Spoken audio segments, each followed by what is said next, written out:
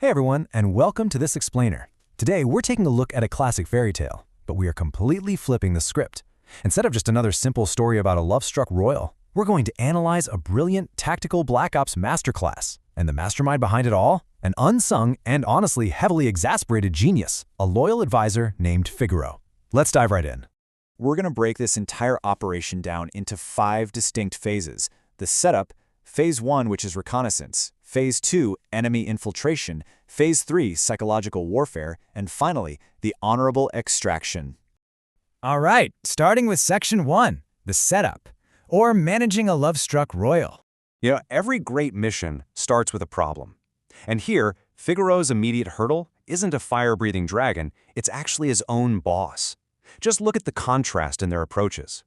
Prince Andon has this grand, impulsive plan to win Princess Rosalind's heart, pretending to be a commoner, using his own, frankly, terrible poetry. But then you have Figaro's pragmatic reality. Seeing his boss's guaranteed path to failure, Figaro politely but firmly vetoes the bad poetry right out of the gate and instantly starts preparing practical disguises just to keep them both alive. Which brings us to Section 2, Phase 1 of the actual mission, reconnaissance. So, when Figaro and the prince arrive in Princess Rosalind's kingdom, disguised as commoners, they hit a brick wall almost immediately. The locals are super morose, and they completely suspect the two of being spies. But observing this, Figaro doesn't panic. He instantly pivots to his first major operational disguise, a fortune teller. He tells them 2 coins to unveil the secrets of what lies ahead of you. Think about how smart that is. Instead of suspiciously asking the locals for information, he creates a scenario where they literally pay him to reveal their own secrets. It's master-level social engineering. By playing this fortune teller role, Figaro subtly interrogates the anxious citizens, just asking them to focus the crystal. And this rapidly nets him the critical intelligence they need. He learns that Princess Rosalind was cowardly abducted by King Baltimore during a festival, and she's currently being held in a seriously treacherous mountain stronghold. Now, once again, royal impulse completely clashes with tactical brilliance. Hearing this news, the prince's utterly predictable reaction is to march their army into a massive frontal assault against the mountain. Right. Figaro observes this basically suicidal idea and immediately overrides him. He knows any army climbing that mountain is going to be slaughtered. So Figaro shifts the parameters away from brute force entirely, deciding they need to procure some new clothes and orchestrate a stealth infiltration instead. That takes us right into Phase 2, enemy infiltration. Getting past enemy gates and up to a heavily guarded palace requires a flawless cover story, and Figaro realizes they have to iterate, and iterate rapidly.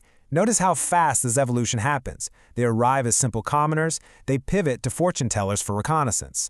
Next, to bypass the army itself, they become scone sellers. And finally, for the extraction, they pose as wizards.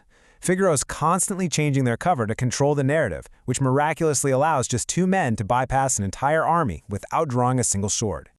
Disguised as simple cinnamon scone sellers, they successfully infiltrate the camp. Figaro literally feeds the guards and casually gathers intel that the princess is being kept in the West Tower. But more importantly than that, he masterfully stokes a quiet mutiny. By casually questioning the soldiers' manhood regarding this cowardly kidnapping, he gets this amazing response from them. "We're not revolting, we're sharing our honor." Boom. Figaro has successfully planted the seeds of rebellion right from within. Moving on to Section 4, Phase 3 of the mission, psychological warfare. With the enemy army now second-guessing their own king, Figaro sets his sights squarely on the primary target, King Baltimore himself.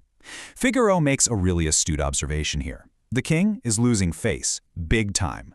The princess is publicly rejecting him, his threats are failing, and he is being actively humiliated in front of his own troops. Figaro realizes that a desperate, humiliated leader is incredibly vulnerable to psychological manipulation. And here is how Figaro executes his absolute masterpiece, the Wizard Con. Step 1. Disguised as wizards, they approach the desperate king, claiming they can cast a love spell. Step 2. Entering her chamber as musicians, they secretly reveal their rescue plan to the princess through a song. Step 3. Figaro weaponizes the very revolt rumors he planted earlier. He tells the king that his army's bad energy will ruin the magic. And finally, Step 4. They tell the king that if the princess asks for a distraction, it means the spell worked, and he has to obey her blindly. It is literally a flawless, closed-loop manipulation. And that leads us to our final section, the honorable extraction. So the trap is perfectly set. King Baltimore is compromised and the princess is totally in on the plan. But it begs the ultimate question. How do you just casually escape an impenetrable mountain fortress with an entire army watching your every move? Like we said, brute force is out of the question. You're going to need a diversion of truly epic proportions. The answer? The porridge banquet distraction. Playing along with Figaro's fabricated spell, the princess demands a kingdom-wide porridge banquet, insisting that every single cauldron in the kingdom be used.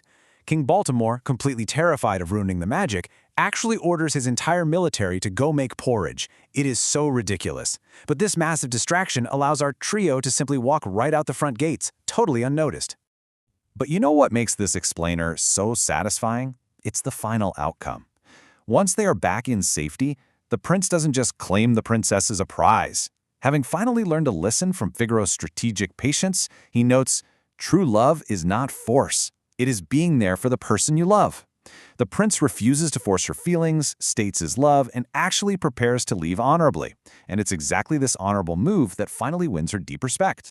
It leaves us with a really powerful final thought. When you are facing life's impenetrable fortresses, are you using brute force or are you thinking like Figaro? This brilliant tactical operation proves that brains, flexibility, and a really deep understanding of human psychology will almost always beat raw power. Makes you wonder how a simple change of perspective, or maybe just a really good disguise, might help you conquer your own insurmountable mountains. Thank you so much for joining me for this experience.